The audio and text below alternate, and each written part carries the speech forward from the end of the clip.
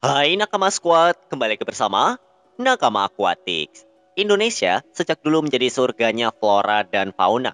Negara dengan ribuan pulau pasti menyimpan habitat yang luas untuk banyak makhluk hidup. Indonesia juga terkenal sebagai negara agraris yang punya banyak area persawahan. Area ini biasanya juga dialiri oleh air.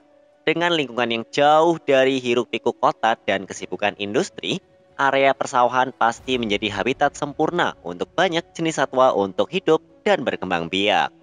Selain satwa, area persawahan juga jadi favorit anak-anak yang hidup di sekitar untuk bermain. Karena yang namanya main becekan dan lumpur pasti jadi favorit para anak kecil. Walau pulang-pulang bisa diomelin sama ibunya. Area persawahan menjadi habitat asli ikan cupang liar. Parit-parit kecil yang dialiri air bersih menjadi tempat sempurna untuk habitat ikan cupang karena mereka biasa tinggal di lahan yang sempit. Di sisi lain, ikan cupang adalah saudara dekat dari gurame yang di Indonesia juga sering banget ditemui. Tapi jelas, rumah dari kedua ikan ini berbeda. Gurame di sungai besar, cupang di sungai kecil. Tapi ada banyak juga spesies gurame mini yang bentuknya mirip banget sama kayak cupang. Apa aja ya? Indonesia, habitat sempurna dua saudara. Kemarin aku sempat ngobrol bareng Alex dari The Tanggokers, sebuah komunitas pejuang konservasi yang melakukan aksi nyata dalam mendeteksi dan menyelamatkan banyak populasi ikan endemik di daerah Bangka Belitung. Sungai di Bangka yang masih terkenal asri dan bening menjadi habitat asli dari banyak banget jenis-jenis ikan endemik asli sana. Mas Alex bercerita walau sungai di sana masih kelihatan bagus, cuma masalahnya masih banyak yang menghampiri. Masalah-masalah yang menghampiri kayak pembangunan, limbah pabrik, perluasan lahan sawit membuat banyak sungai kecil di sana lama-lama menghilang karena tempatnya dibabat habis sama pembangunan. Padahal banyak banget ikan endemik asal Bangka yang bentuknya cakep-cakep banget. Dari 7 ikan yang berhasil diidentifikasi oleh The Tanggokers, hampir semua adalah ikan jenis gurame-guramean. Gurame-gurame tersebut berukuran mini alias kecil yang membuat ikan ini adalah seperti kelihatan kayak ikan cupang liar. Salah satu yang paling indah adalah Parospronemus deisneri yang sekilas bentuknya emang kayak cupang. Tapi mereka punya dua sirip yang terpisah terletak di bagian atas dan di bawah tubuhnya. Selain bentuknya yang eksotis, gurame mini ini juga punya warnanya yang cantik. Jelas, pesonanya bisa membuat ikan ini jadi ikan hias yang tampilannya sangat memanjakan mata. Tapi sayangnya, populasi ikan ini termasuk ke spesies yang terancam punah. Jadi aku sih lebih senang melihat mereka di alam liar atau di kawasan konservasi. Atau di dalam area yang untuk keperluan pengetahuan seperti di markasnya Tetanggokers daripada menjadi ikan hias komersil. Gurame emang nggak semuanya berukuran besar. Ada juga yang ukurannya cuma sejempol dan bentuknya mirip sama gurame beneran. Tapi di sisi lain, ada juga yang ukurannya mini tapi bentuknya kayak cupang.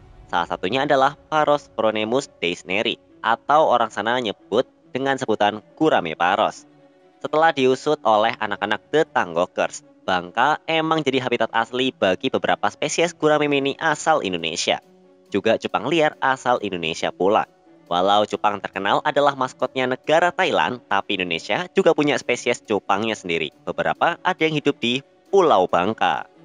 Selain si Parospronemus deisneri, ada juga dua jenis cupang liar asli Bangka dan beberapa spesies gurame mini lainnya.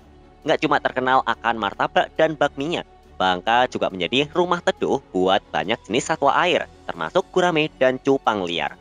Gurame mini termasuk Parospronemus deisneri, hidup di aliran sungai yang kecil dan nggak deras.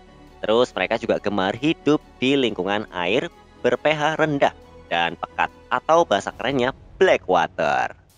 Bangka terkenal dengan sungai-sungai black waternya. Kalau kamu sering lihat video-video pemancing yang lagi di Bangka, kamu pasti ngeh kalau banyak sungai di sana airnya ya emang rada pekat. Habitat kayak gini juga menjadi habitat kesukaan ikan cupang. Banyak juga keepers yang pelihara cupangnya di dalam air yang diberi ekstrak daun ketapang untuk menurunkan pH supaya jadi rendah. Makanya, Bangka dalam kondisi alamnya yang begitu pasti menjadi habitat surgawi untuk para ikan-ikan gurame mini dan cupang alam. Karena di habitat seperti ini, mereka bisa hidup damai tanpa ada banyak gangguan. Ancaman yang hadir untuk mereka hanyalah dari ulah manusia. Tapi di balik itu, ada tetanggokers yang akan membela mereka. Gurame dan cupang, kenapa hidup di Indonesia? Beberapa hari lalu, aku sempat baca komen-komen orang bule di forum ikan hias. Mereka di sana banyak yang curhat karena ikan-ikannya banyak yang mati karena nggak kuat untuk beradaptasi dengan lingkungan negara barat yang dingin-dingin. Di sana kalau lagi musim dingin, suhunya bisa lebih dingin dari suhu kulkasmu. Jangankan ikan, aku aja bisa mendadak meleriang kalau kelamaan di sana. Nah, Indonesia sebagai negara yang dilewati garis khatulistiwa menjadi salah satu negara tropis dengan iklim yang dinamis. Karena cuma punya dua iklim. Jelas, air di Indonesia terasa lebih hangat daripada air dari negara yang punya musim dingin. Air yang hangat ini menjadi habitat favorit banyak jenis ikan, termasuk cupang dan gurame. Kedua jenis ikan ini emang sama-sama berasal dari Asia Tenggara yang subur dan hangat. Jelas, mereka bakalan sulit untuk adaptasi di lingkungan negara barat yang beku. Karena itulah, populasi ikan gurame dan cupang cuma bisa kamu temui di Asia Tenggara. Karena sebabnya ya salah satunya iklim yang hangat. Walau ikan adalah hewan yang berdarah dingin dan bisa aja selalu menyocokkan diri kepada keadaan lingkungan yang baru. Namun jelas, air bersuhu dingin mirip air es bakalan bikin mereka kaku dan lama-lama mati. Indonesia dan banyak negara di Asia Tenggara mempunyai banyak lahan basah berupa rawa dan sungai. Menurut jurnal yang ditulis oleh Romero dalam jurnal tentang ikan gurame hidup di aliran air yang tenang dengan kadar oksigen yang nggak terlalu banyak, tapi mutu airnya harus baik. Contoh paling nyatanya adalah daerah rawa dan sungai hutan. Kok kayak kenal ya sama habitat itu? Kedengarannya kriteria habitatnya kenapa mirip sama ikan cupang ya? Oh jelas, karena sebenarnya kedua ikan ini masih bisa dibilang saudara. Kenapa gitu?